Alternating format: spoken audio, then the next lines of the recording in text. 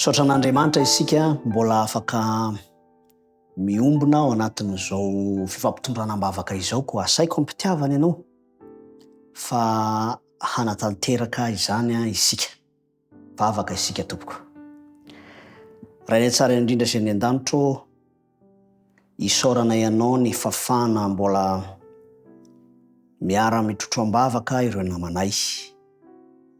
Mangataka hatrany izay famelan-keloka, anananay fahazoanantoka fa miaino mandre ary hamaly izao vavaka izao ianao araka ny habenindrafonao.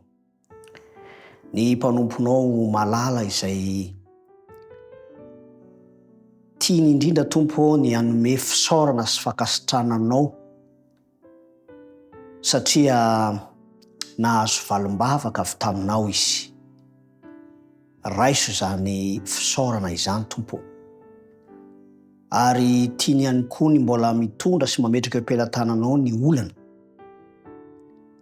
izay atreny hanomezanao azy ery ara-panahy. Misy ihany koa fikasana tsara izay tiany apetraka eo am-pelantananao, ianao no mahafantatra ny tsipiriany izany tompo, fa tiany ihany koa raha ahita fanandramana ao amin'ny fiaingana vaovao izy miatrika izao taona izao. Koa tanterao amin'izany mpanomponao izany tahaka ny efa nataonao tamin'ny lasa ny antom-bavaka izay ombonana miaraka aminy. Ao ihany koa ny namanay Madame Aina izay manana fikasana tsara ny amin'ny hanao ny asan'ny mpitandrina.